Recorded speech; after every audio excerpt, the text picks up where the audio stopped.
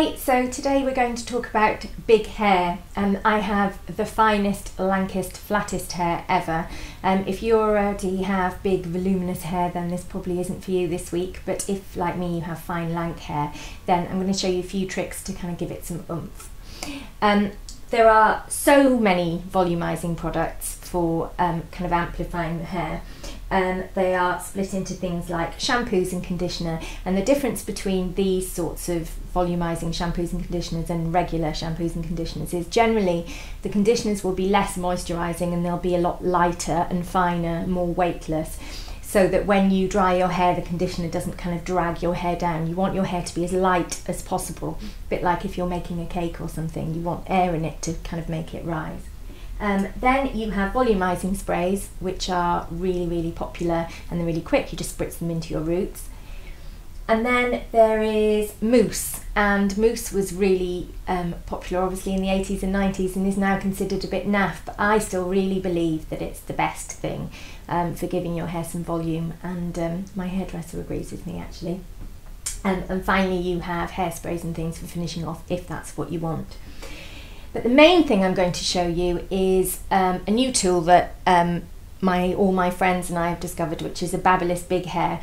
I'm really sceptical about beauty tools a lot of the time. I think they're generally not very good, but this is brilliant. It absolutely works a treat. If you can get past how it looks, which is not very pretty, it really works well. So I'm going to show you how to use that.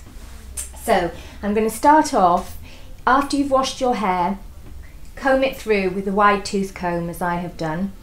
A brush will make it frizz, and I tend to comb it all forward so it's kind of upside down and then put my towel on while I do my makeup, and that just kind of starts the process of lifting the roots. Then you need to choose a product, so I'm going to choose a mousse, and you just want a sort of golf ball size amount. You don't want to put loads in because actually it'll then have a sort of counterproductive effect and weigh the hair down. So if you just rub it through your palms and then through your roots, don't bother with the ends, it will just make them sticky and separate. You just want it through the roots. Comb my fringe back down. And then also I tend to just put a little bit of spray as well. Again, that just goes in the roots. I really like this one at the moment. It's by Living Proof and it's called Root Lifting Spray. It smells a bit funny, but that fades. So then comb that through so your roots have got plenty of product in them.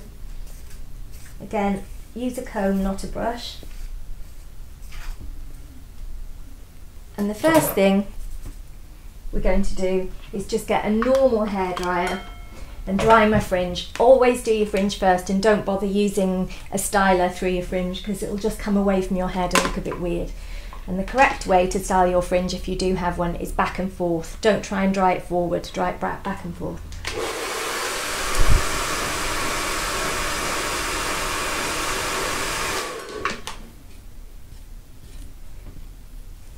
And when you've dried your fringe, which you should always do first, then tip your head forward and brush it forward and just blast the roots for about 30 seconds.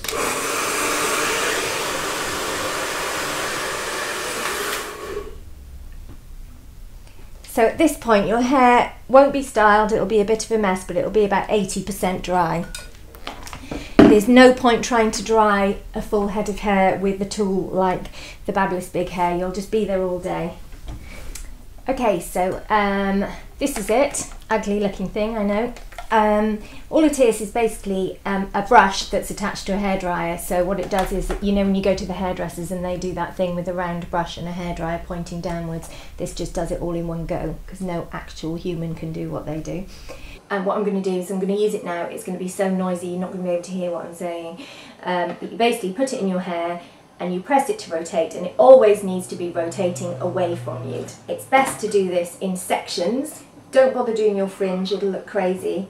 So if I pin that bit out of the way and do this section here, you can see.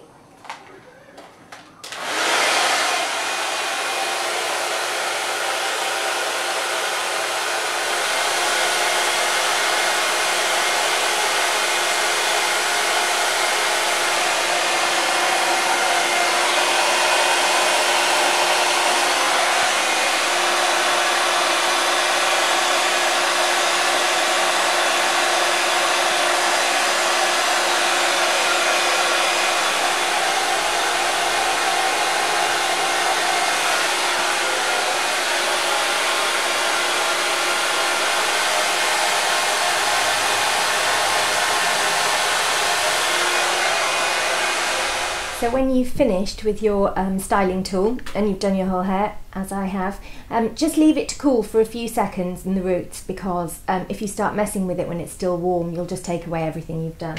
So just leave it to cool for a few seconds. Then you can just brush it into your normal style. And if you like, you can put some flat irons through it if you want to straighten the ends and make it look more neat, or you can just leave it, or you can put some serum through the ends to just kind of smooth down the ends, smooth any flyaways. People with fine hair tend to get static quite a lot, I know I do, so serum can help with that. But just put it through the ends. If you put it through the roots, it will cause them to droop and flop.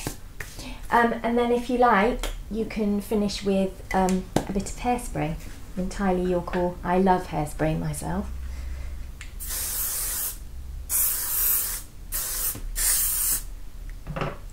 Just to keep everything in place.